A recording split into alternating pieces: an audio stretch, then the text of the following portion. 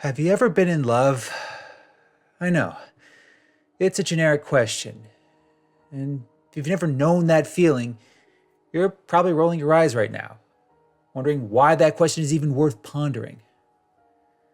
But if you have felt it, if you have felt real, true, genuine love, well, if that's the case, then you might be more qualified to tell my story than me. Because I don't think I understand love anymore. I don't think it's even possible for me to understand it. But if there's anyone out there who does, even if it's limited, I really do hope you can put this information out there soon. Because there may come a time when love as a concept ceases to mean what we believe it to mean. Since I have no idea how many will hear my words, I'm just going to hope that this message find its way to the right people. I mean, for all I know, it's already too late. But on the off chance that it isn't, I'm going to share my story. Not long ago, it might have fit the mold of a standard love story. You see, I was born in Langley, Virginia. In case you don't know why that's relevant, Langley just happens to be the home of the CIA. Its headquarters is a prominent feature of this community. But like most kids in Langley, we didn't give much thought to the CIA. We knew its base was there, and a good chunk of those living in Langley worked for the CIA. Now, most were not your typical agents, complete with suits, sunglasses, and earpieces. Most people were far more likely to be analysts, administrators, and whatnot. That was the case for my family. My mother was a secretary at the CIA, and her job did not require her to deal with classified information of any kind. Most of what she did dealt with maintaining schedules, getting coffee, and working a Xerox machine. My father's role was even less remarkable. He was a maintenance worker. His primary job was to make sure that the lights, toilets, and HVAC systems were all in working order. But he must have only been halfway decent at his role because he never moved up beyond a certain point. That definitely hindered his career at the CIA. It also likely played a factor into why he and my mother didn't work out. By the time I was born, they were already having problems. Me and my older sisters got used to them arguing regularly over the dumbest things. And when they sat us down one day to tell us they were getting a divorce, neither one of us was too surprised. I think my sister even laughed, asking what took them so long. So, I guess you could say my parents weren't the best role models when it came to love. But they still managed to give me some exposure to romance. While my dad just resigned himself to the life of a divorcee, my mother met and remarried someone else. I won't say she and my stepfather were overly affectionate, but seeing them together provided a solid example of what a functional relationship looked like. It wasn't just about appearance, dates, weddings, and kids. A lot more went into it. I could actually see in them the kind of love that made sense for the most part. And that ended up being a big deal because it prepared me for that fateful moment when I met a girl named Natalie. Oh God, just saying her name, hell, just thinking it, I swear, it still makes my heart skip a beat. But before you start thinking that's sweet and sentimental, be warned. There are other forces in play here that aren't at all romantic. In terms of the circumstances of our first encounter, those are still remarkable by most measures. Our paths first crossed while we were patients at a hospital. Shortly after I turned 15, I started having these seizures. I'm sure there's a better medical term for what they actually were. All I knew at the time was that they were intense. They often hit in the afternoon or evening. I would sense this sharp, stabbing sensation in my head. I would then black out, feel lightheaded, lose my balance, and let out these deep, ragged groans. Sometimes they would last for a minute. Other times, they would go on for a half hour or maybe longer. I still honestly don't know. My sense of time always seemed to get messed up when they happened. So much so that I would forget what day of the week it was. Now, needless to say, this deeply concerned my parents and my friends. They took me to a number of doctors who struggled to make sense of these seizures. Then, less than a week before spring break at school, I had one that was so severe that I had to be rushed to a hospital. One moment, I was making myself a snack. The next, everything went dark. I wish I could say more about what led up to that moment and what transpired before I came to. That really would have been useful information down the line. But at that point, I was just really, really scared. Was there something wrong with my brain? Did I have some sort of condition? Was I going to be stuck with this for the rest of my life? These were just some of the many questions that I was genuinely afraid to ask. I remember my mother, father, and stepfather constantly arguing with doctors, trying to get answers and not doing a very good job of keeping me blissfully unaware. I remember them utter words like tumor and chronic under their breath a few times. And I would have agonized over those larger implications had my bed not been next to Natalie, who just happened to be suffering from a similar condition. Like me, she started having seizures a few months ago. But unlike me, her parents were a lot more proactive. They had Natalie making regular trips to the hospital, meeting with specialists and doing all these weird tests. She would often cry every time she had to go. She was even crying the first time I talked to her. At that time, a white curtain separated us. But even before I saw her, I felt a connection. Nobody else understands, but trust me, I do. That's what I told her during our first conversation. If you would have talked to her a few months ago, she would have told you that was the moment she felt a connection too. It was also that fateful moment when our lives became forever entwined. Later that same day, a nurse just casually pulled back the curtain that separated us. At that fateful moment, I laid eyes on her, and she laid eyes on me. And all I could think was, wow. You know in fairy tales when the charming prince and the beautiful princess experience love at first sight? The birds chirp, the flowers bloom, some generic love song plays in the background, often sung by talking animals. Yeah, I agree, it's a needlessly overdone spectacle. But I promise you, it does not come close to real, actual love at first sight. I know this because that's what I felt for Natalie when I first saw her. I believed with every fiber of my being that Natalie was my soulmate. I fell so madly in love with her that I lost track of my thoughts. I couldn't keep up with my emotions. Everything I felt, everything I wanted, it suddenly revolved around her. With the way she looked at me, oh, I could see it in her eyes too. She felt it. She was just as overwhelmed. We didn't say anything to one another, but we really didn't have to. I could have asked her to marry me on the spot and she would have said yes. We would have done it right there in the hospital. But luckily or unluckily, depending on how you look at it, the world around us kept this newfound love from overloading our passions. We still had to go through these tests and treatments. I won't say it was pleasant, but after Natalie and I met, our condition began to improve. More than one doctor actually called it miraculous. He even joked it was the healing power of love. If only I knew the cold, hard truth at the time. But I didn't. All anyone knew at the time was our seizures had subsided. Natalie and I stopped blacking out and forgetting our surroundings. And over the course of the next 2 weeks, all these medical anomalies we were experiencing just stopped. The only time we actually became distressed was when we were apart from one another for extended periods. And by the time we were finally discharged, Natalie and I could care less about what our condition had been.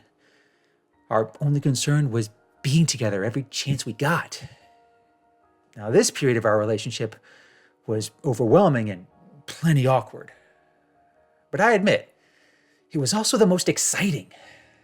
Since we both lived around Langley and went to the same school, we had plenty of opportunities to be around one another. And I don't deny we took full advantage of every one of them. And yeah, being dumb teenagers did get us in trouble on more than a few occasions. We'd skip classes or ditch school just to hang out.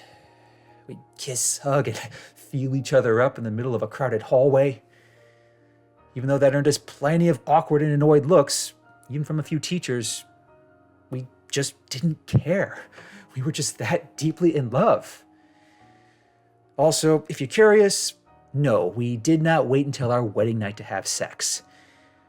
I don't care to share those intimate details of our relationship during this time. I'll just say, dumb teenagers in love tend to be extra dumb when they're horny. But even when Natalie and I were at our most foolish, nobody denied the sincerity of our love. My parents and hers quickly realized that this wasn't some hormone-fueled fling. We really genuinely wanted to be together. We would even get anxious anytime we had to be apart for an extended period.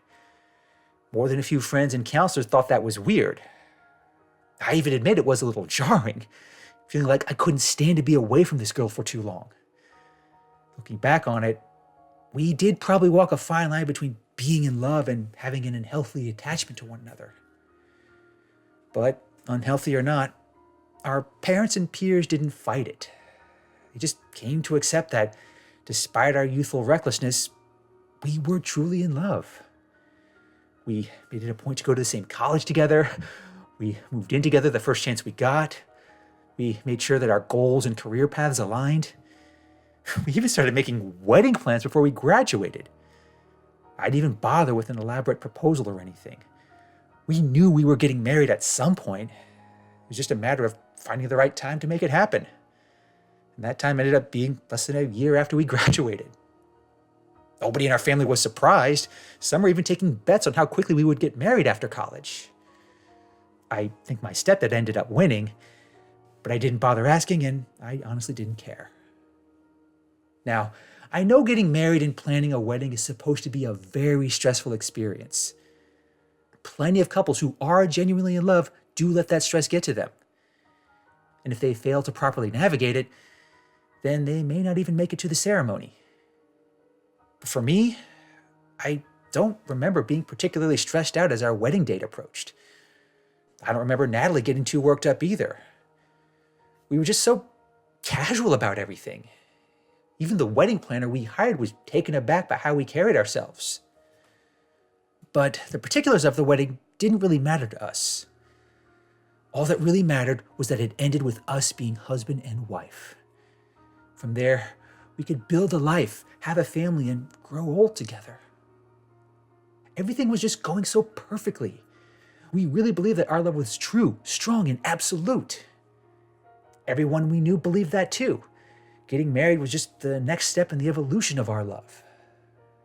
So, it was more than a little disturbing when she and I started having these strange night terrors. At least, that's what we thought they were. They would usually begin with this distinct chill, a cold, sterile feeling that you often get when you walk into a doctor's office. Having spent plenty of time with doctors because of our seizure condition, Natalie and I knew that feeling well.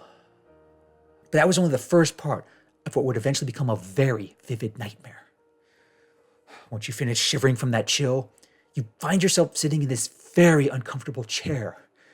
Your wrists are restrained. There's this heavy weight on your ankles. And you're only wearing this paper-thin medical gown, which is already drenched in cold sweat. As soon as you're aware, your first instinct is to scream. But that's when you find out there's something in your mouth. Some sort of gag that prevents you from talking, yelling, or moving your head. You try looking around, but your vision is blurry. You can see these faint outlines of people in surgical gear walking around you. They're all talking, but nothing they say is coherent. Then, this one figure emerges. He's wearing very different attire compared to everyone else. Some of it consists of surgical gear, but the rest, it's some kind of dark suit. He almost seems inhuman. But he is clearly the one in charge. He's the one giving the orders. Increase the sedative, tighten the restraints. I want this procedure done in 15 minutes. No excuses. He's so cold and firm with every word. It's like this man has never felt an affectionate feeling towards anyone at any point in his life. And he's the one who walks up to you. He's the one that grabs you by the chin, looks down at you, and prepares this big, long syringe. And he says this. Hold still. I promise. You'll love... And that's when Natalie and I would wake up. It's not a seamless process either. We would often yell, gasp, or even thrash about under the covers. The experience was so vivid that our jaws would be sore, our wrists would feel bruised. By every indication, it was just a dream. A terrible, horrifying dream. It didn't happen every night, and Natalie and I didn't always have them at the same time either. We were eager to chalk it up to pre-wedding stress. When I told my mother about it, she even suggested that it was just unresolved issues I had from my seizure disorder. I wanted to believe that. I wished that was all it entailed. But Natalie's father, who was a licensed therapist, thought it might be something more. He encouraged us not to ignore these night terrors. He even suggested we start keeping a journal of them, saying it might help us make sense of what they were and why they were happening. I really didn't want to think about them, but Natalie, she was not as eager to ignore them. And since I loved her more than I loved ignorant bliss, I went along with it. But in hindsight, documenting these night terrors just made them worse. Since Natalie is a much better writer than me, she helped fill in some of the gaps. And since my memory is better than hers, I was able to fill in a few other details. But even as the picture became clearer, the dreams didn't cease. By the week of our wedding, we had painted such a clear picture that these dreams hardly qualified as dreams anymore. They kept playing out in similar ways, never varying much beyond the few minor details. But the parts that always stood out most were the ones involving the dark figure in black. He was the one whose words were the most coherent, and he was always the one who filled us with the most dread. Hold still. I promise. You're gonna love this if it works. He said that sort of thing often. And as soon as we heard it, that's when the dreams would get really intense. Instead of waking up, we would hear the sounds of drills and monitors. We could feel cold metal touching our skin, cutting into our flesh, making us feel these... I still don't know what they were. There were also times when our bodies would seize. It happened to Natalie more regularly. When it did, she would actually scream before waking up. And if I was awake too, I would have to catch her, if only to stop her from hitting the wall or falling off the bed. With me, it was often a lot more arduous, if that's the right word. I would hear and feel these things, but I would fight them. If not physically, then definitely on an internal level. I would grit my teeth, clench my fist, and practically seethe with anguish. Eventually, it got to a point where Natalie and I couldn't keep avoiding the truth. These were not just night terrors. These were not just byproducts of stress. As for what we were going to do about it, well, this is one of the rare instances where we disagreed. She wanted to postpone the wedding. If these dreams were a sign of something serious, if these dreams were a sign that there was something seriously wrong with us, then we needed to confront it. We needed to make sure that this wasn't some unresolved trauma or some entirely new health issue that we were dealing with. I understood where she was coming from. I even agreed that this was serious. But there was just no way I was going to delay our wedding. I didn't want to wait any longer to be husband and wife. Part of me just hoped that once we were married, we would be in a better position to deal with this. But if I'm being honest, I was just so blinded by my love for her. The idea of not marrying her was just unthinkable. That was likely the point of no return, for me and for Natalie. I still wish she'd pushed back, but I doubt that would have made much of a difference. She just had to love me so damn much. So, despite being plagued with these recurring night terrors, we went through with our wedding. Much to our relief, it went off without incident. Sure, we had to make the extra effort to get enough rest. We also loaded up on energy drinks so that we wouldn't be drowsy on the big day. And if you were to just watch the video of our wedding, you'd never know that Natalie and I were dealing with something so strange. You'd just see a man and a woman surrounded by friends and family, getting married, exchanging vows, and celebrating our love. It was just so beautiful on the surface. If you were to only listen to our wedding vows, you might think to yourself, yeah, that's it. That's true love. But if I were to go back and watch it now, I honestly don't think I could get through it without completely breaking down. Because as wonderful as that day was, it was likely the last moment of uncomplicated happiness that Natalie and I ever shared.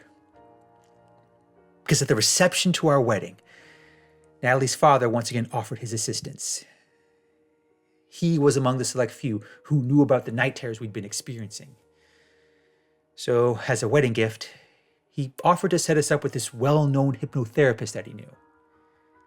He swore that this guy was no quack. He specialized in making sense of night terrors and vivid dreams. He claimed they often ended up being memories or repressed trauma. Natalie and I even looked him up. The man really did have a great track record with helping veterans with PTSD. So, we made an appointment, hoping that we could get this out of the way before we went on our honeymoon.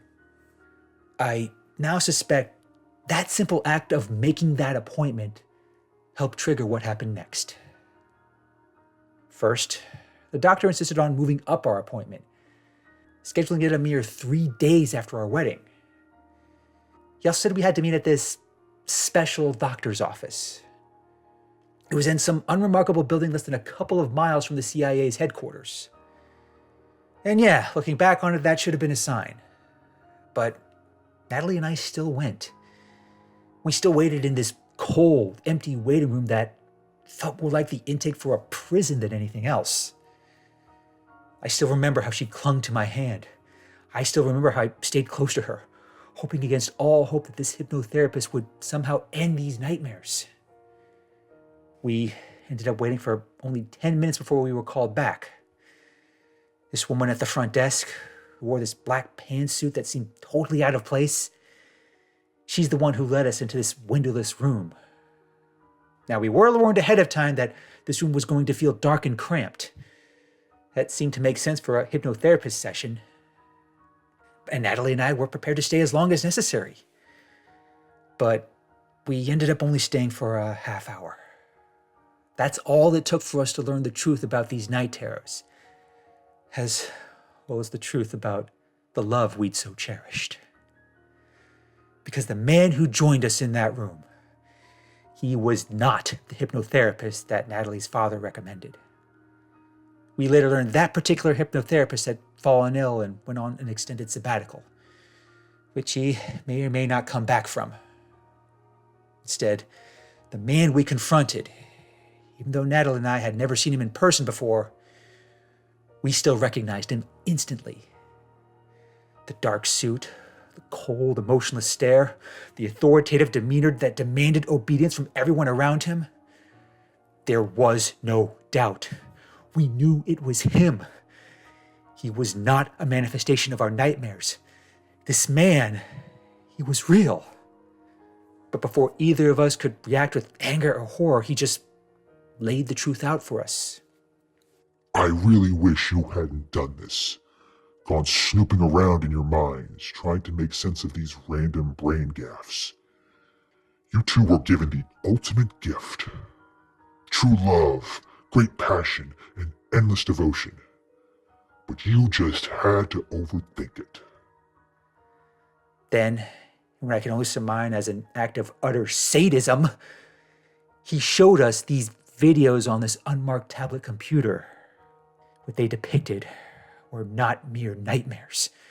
They were high-definition video footage of me and Natalie, strapped to that chair, surrounded by surgeons, being poked, prodded, and cut into. I almost threw up on the spot.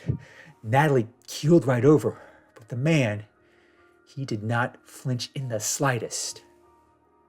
Love is such a remarkable emotion. Of course, I don't need to tell you two that. You're so in love with one another that it supersedes every other emotion. Anger, greed, lust, self-preservation. Love overwhelms every one of them. It's what makes someone go out of their way for another, blindly, obediently, and with no promise of any reward. People will do the dumbest, most noble things in the name of love, and everyone around them wouldn't put it past them. They may even think it's sweet. Had anyone else described love in such a way, I would have given it a second thought. What this man described was love at its most generic. The love we all strive to find. The love we see play out at every great romance story. I remember looking over at Natalie in that moment. She looked back at me. We both had the same look of dread and terror. But at the same time, the love we saw in one another, it suddenly took on an entirely new context. But at the end of the day, there's nothing magical about love. It's all brain wiring, hormones, and chemicals. Call that shallow, call it materialistic. It does not change the truth. And for years, the CIA has been trying to make use of that truth. Because when you look at what love drives others to do, what better tool could there possibly be? Want to make people go along with a brutal dictator? Just have the people love him. Want to make people betray their tribe, their country, and their fellow soldiers? Just make them love us, their sworn enemies. You don't need force. You don't need bullets. You don't even need elaborate conspiracies. As the Beatles themselves once put it, all you need is love. It was disgusting, the way this man described love and how to exploit it. But at no point did he say anything that I could disagree with. And while he's saying these things, the videos kept playing. They showed me and Natalie as teenagers, going through multiple procedures, if that's the right word. It didn't happen in one day. The dates in the corner hinted that this went on before we even started having our seizures. That meant that this man in the CAA had made me and Natalie their puppets. But that still wasn't the worst part. I guess I should thank you. The two of you were our first test subjects. Well, the first who survived. Just a random boy and a random girl who'd never met. No hint whatsoever of any romantic compatibility from the outside. But then, we utilized this new process. One that rewires your brains and body chemistry in just the right way. So, the moment you first interact, boom, completely, totally in love. The video then showed a close-up. It showed that big, ominous needle that usually was the worst part of our night terrors. And it was driven right into our skulls. I swear, when I watched it, I could feel it. I almost fainted. Natalie just closed her eyes. She didn't want to see it, but she didn't have to. There was probably a lot more to that video, but the man didn't show us the rest. He just turned the tablet off, stood up, and looked down on us with that cold, penetrating stare of his. The fact the procedure was so successful, it's a true testament to the CIA's resources. But those night terrors you were having, that's a rough edge that needs to be smoothed out. Now that we know about it, we can address it. I freely admit, I was concerned that might entail putting you two through more procedures. But rest assured, that won't be necessary. I'm only telling you this now because we couldn't have others scrutinizing your dreams. We couldn't have the public knowing that we have the ability to make two random people fall madly in love. I've also been authorized to make sure neither of you share this information, and with force if necessary. But I hope it won't come to that. I know I need only threaten one of you to get the other to fall in line. This is, after all, a known side effect of love. I am also authorized to offer compensation. The CIA can make sure you live long, happy, comfortable lives, enjoying this love you share, even if it is artificial. But something tells me this revelation will complicate things. What followed after that remark, I prefer not to share. Needless to say, things got tense and loud and even a little violent. But that man in the dark suit, whose name we never even learned, he never broke a sweat. I don't doubt for a second that, had I said the wrong thing, or if Natalie had tried to attack him like I knew she wanted, he would have ended us on the spot. But he didn't. Instead, Natalie and I just left that place in a daze, our minds, bodies, and souls completely broken and overwhelmed. We didn't say a word to each other. We didn't even look at each other. Everything we'd ever felt for one another, it suddenly felt so unnatural. It might have been real, but only in the sense that a copy of a painting was still a painting. I couldn't tell you everything that transpired in the coming days. Natalie and I barely talked. We even turned off our phones. We just couldn't take friends and family gushing about our wedding, how beautiful we looked together. That would have just been a painful reminder that this love that we'd so recently celebrated, it was not the product of real emotions. It was just the CIA probing our brains, making us feel exactly what they wanted us to feel. I mean, what are we even supposed to do with this information? Just keep living our lives, pretending our love wasn't just a byproduct of some CIA project? Those are unanswerable questions that I've been obsessing over. And for once, I don't know how Natalie feels about it. For a while, we actively tried to stop loving each other so much. She flat out told me to have an affair, hook up with the first woman I crossed paths with. I didn't want to, but I still tried, and I couldn't. I even went to a strip club at 1 a.m. And at no point did I feel anything for any of the women I saw. I later found out that Natalie had tried too, but she also failed. She tried meeting a guy at a bar, but she couldn't even touch him, not without thinking of me. She ended up crying herself to sleep that night. I cried with her. I think that was the night we both came to one unavoidable conclusion. This love we felt, this overwhelming, undying devotion we had to one another, we could not escape it.